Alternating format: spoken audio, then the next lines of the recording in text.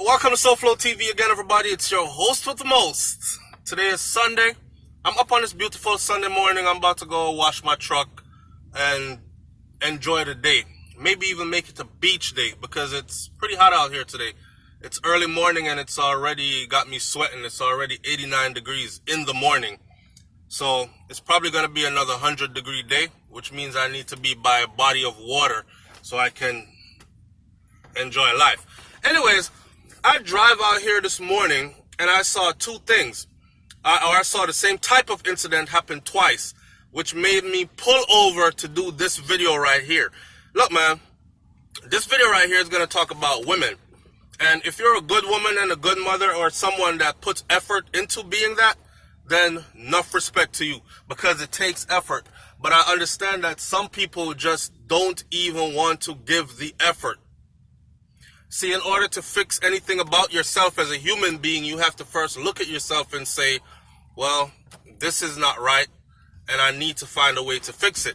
If you think that everything is always right with you, then you will never recognize your flaws, let alone admit them, and then start to make changes.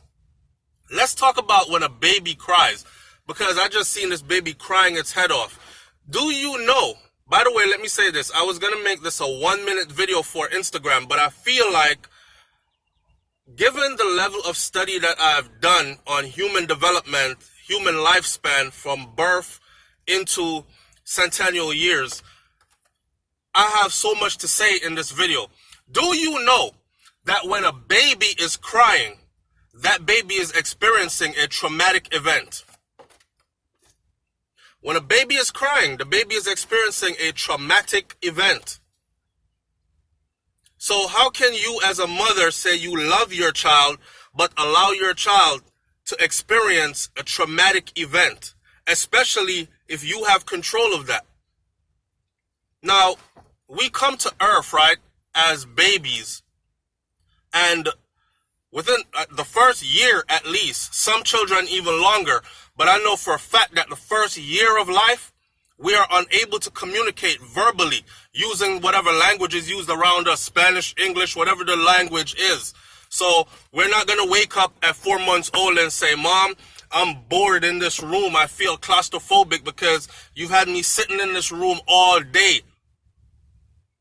They use that in prison. They use this method in prison for prisoners, to punish prisoners. Lock them in the same room all day, and they can tell you what solitary confinement does to the mental state. So imagine you doing that to a baby all day. You've kept this baby in the same room. Don't you think the baby wants a scene, a change of scenery? A change of scenery. Don't you think the babies are sensory creatures? Humans are sensory creatures. That is why solitary confinement and these types of punishment by the legal system is dangerous for humans, and it causes deterioration of the mind rapidly because we need to speak to other people. We need to be spoken to. We need to communicate with other humans. That's just human nature. We need to know that someone cares about us. We need validation from other humans, whether you want to admit it or not. Even if you're the type of person that is antisocial and likes to say, lock yourself in a room and be alone all day, at some point, you are going to get out of that room and go seek some kind of human interaction, whether it's through eye contact or a touch or, psst, hey, how you doing? Just that alone is enough. So when babies cry, babies that are nonverbal age group yet, they're crying because they're experiencing trauma, and they're telling you the only way they know how to tell you. And the higher pitch and the longer they cry and the more hysterics that are included in the cry, it means that traumatic event is even that much more severe. It speaks to the character of a woman that could actually sit and watch her child go through that. You're supposed to pick the child up, find out what's wrong with the child. If the child is holding something, the child is holding a pencil. I have a pencil right here. The child is holding a pencil. And you take it away. No, give me that. I don't want you to poke your eyes out. and the child starts to cry. You don't just leave the child to cry. You find a teddy bear. You find something softer, something less dangerous, and you put it in a child's hand. Sensory. All that child knows is that it found something interesting and you just ripped it away from them.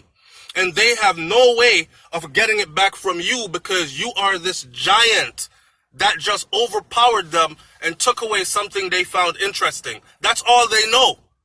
And their only known response to that is to cry. Now, there are many reasons why a child cries. That's why motherhood is not easy. You pick the child up. Even parenting is not easy. We're not born skilled parents. We're born babies and we live life and we experience and we grow. But it's important for us to put everything that we've learned into parenting when we ourselves have become parents. Don't traumatize your child because when you were growing up, somebody used to tell you, go sit your ass over there until you stop crying. Instead of trying to figure out why were you crying? What can I do to stop you from feeling so hurt that you need to cry? I don't know any humans that cry just because it's a fun thing to do. So why do you think a baby cries? I'm sure it's not because the baby thinks it's fun to just start crying right now, hysterically, till snot runs out my nose, till I'm feeling like passing out. You seen these babies cry? For me, man, it speaks about the character of a woman that can actually watch her child cry. And you know what? I think it's even deeper than that. I think women that have babies for the wrong reasons and are less educated on the human development process are more likely to abuse their child. And whether you know it or not, that's abuse. That is abuse. So don't be one of them parents. Don't be one of those moms. If you see a baby crying, say something about the baby crying. If it's in your family, worse, say something. If it's yours, definitely get up and not only say something, but do something. The baby probably needs to be taken from the room it's in. It's probably tired of the yellow walls or the green walls or the blue walls or whatever walls are in that room. It's probably tired of AC.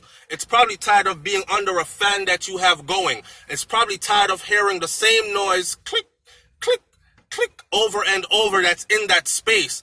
Take the baby outside. Fresh air, bright sunlight will change the baby's sensory mode to something else. Like, it is your duty to find out why this baby is crying and make sure the baby stops crying and gets back to being happy. Isn't that what we do with adults? When you see one of your adult friends crying, you normally, 99% of the time, I know people that cry through joy, but guess what? Even those that cry because it's tears of joy they're crying, it's because they recognize inside the suffering they've went through to accomplish this moment of joy. So even that tears in itself is still pain tears. So it's your duty to recognize why your child is crying and stop the child from crying. Every child. This goes for mom, this goes for dad. We didn't come here with a pamphlet that says A to Z, this is how to be a perfect father. This is how to be a perfect mother or parent. But we must put forth our best effort. And don't get me started on the ones that actually, I'm driving down the street and I see this girl. She's texting, smoking a cigarette. There's a child in the car. Now, this child is obviously of the age that the child can talk. I don't know if the child is verbal because the child might very well be a mute child. But I know that the child is sitting in the car. And this woman is texting, cell phone in one hand. This is at a traffic light. Heavy traffic. Cell phone in one hand, cigarette in the other. And the windows are barely open on the vehicle. All four windows are like this much open. And I'm looking at that poor baby before the light changes to drive off, and I'm thinking, that right there, that's child abuse, man. That's child abuse. So don't think because you're not grabbing the child and beating them up, you're not abusing them.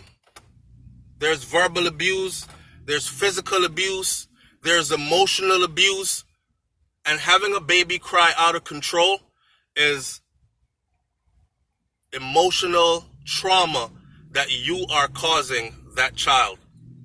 If you don't believe what I'm saying to you, go and study child development. I'm going to leave this one here for now, go wash my car, put my windows down, and get some fresh air. It's SouFLoTV, man. Like, comment, share, subscribe. Leave your comment in the comment section below. It's important to become a better you every single day. That's what life's about. Life is short. And if you're not seeking to become better daily, then you might as well check out right now. All right? I'm out. Peace.